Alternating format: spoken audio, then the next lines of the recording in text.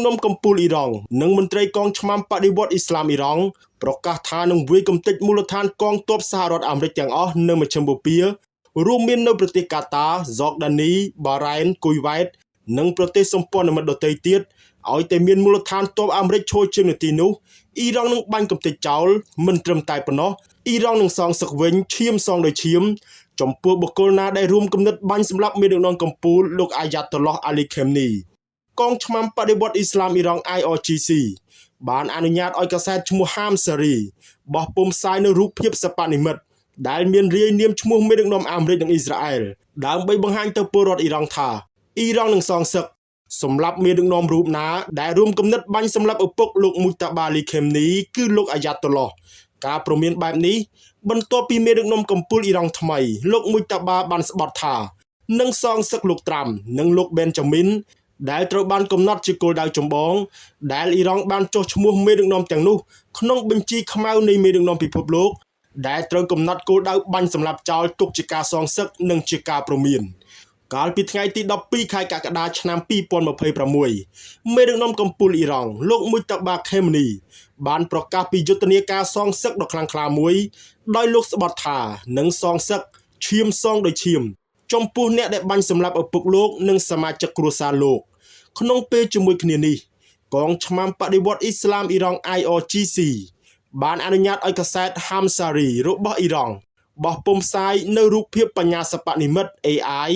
ដែលបង្ហាញពីលោកត្រាំមន្ត្រីជាន់ខ្ពស់អាមេរិកនិងនាយករដ្ឋមន្ត្រីអ៊ីស្រាអែលលោកប៊ែនចាមីន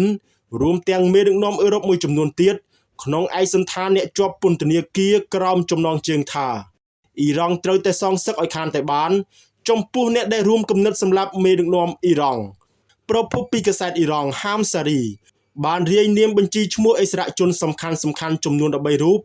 ដែលបង្ហាញក្នុងទស្សនាវដ្តីអ៊ីរ៉ង់និងដែលត្រូវបានកំណត់ថាជាគោលដៅសងសឹកកម្រិតខ្ពស់នោះរួមមានដូចជាលោកដូណាល់ត្រាំប្រធានាធិបតីអាមេរិកលោកម៉ាកូរ៉ូប៊ីអូរដ្ឋមន្ត្រីការបរទេសសហរដ្ឋអាមេរិកលោកប៊ែនចាមីននេតាន់យ៉ូហ៊ូនាយករដ្ឋមន្ត្រីអ៊ីស្រាអែលលោកម៉ាក្រុងប្រធានាធិបតីបារាំងលោកគីអ៊ែស្តាមឺនាយករដ្ឋមន្ត្រីនៃចក្រភពអង់គ្លេសលោកសុកស៊ីមេឡូនីនាយករដ្ឋមន្ត្រីអ៊ីតាលីនិងមនុស្សសំខាន់មួយចំនួនទៀតបន្ថែមពីនេះកងឆ្មាំបដិវត្តអ៊ីស្លាមអ៊ីរ៉ង់ IRGC បានព្រមានថាបើអាមេរិកនៅតែបន្តវាយប្រហារលើអ៊ីរ៉ង់នឹងកំទេចមូលដ្ឋានយោធាអាមេរិកទាំងអស់នៅមជ្ឈិមបូព៌ាឲ្យរាបដល់ដីតែម្ដងជាមួយគ្នានោះកងឆ្មាំបដិវត្តអ៊ីស្លាមអ៊ីរ៉ង់ IRGC ក៏បានអះអាងថាខ្លួនបានបើកការវាយប្រហារដោយមីស៊ីលនិងដ្រូនយ៉ាងខ្លាំងក្លាទៅលើមូលដ្ឋានយោធាអាមេរិកមួយចំនួននៅប្រទេសហ្សកដានី បារ៉ែននិងគុយវ៉ែតខ្ទេចខ្ទីគ្មានសល់នោះទេពួកគេបានអះអាងទៀតថាក្រោយផ្ទុះសង្គ្រាមជាថ្មីជាមួយអាមេរិកនិងអ៊ីស្រាអែលនេះអ៊ីរ៉ង់បានបាញ់មីស៊ីលជាច្រើនគ្រាប់កំទេចមូលដ្ឋានទ័ពអាមេរិកនិងបានបាញ់ចូលទឹកដីអ៊ីស្រាអែលយ៉ាងដំណំនិងធ្ងន់ធ្ងរបំផុតពួកគេបានឌឺដងទៀតថានេះគ្រាន់តែជាជំហានដំបូងឬការវាយប្រហារតិចតួចបំផុតទុកជាការព្រមាន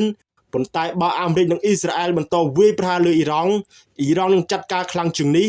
ដើម្បីឲ្យពួកគេមើលឃើញពីសក្តានុពលនិងសមត្ថភាពរបស់អ៊ីរ៉ង់ថាខ្លាំងប៉ុណ្ណានិងអស្ចារ្យប៉ុណ្ណា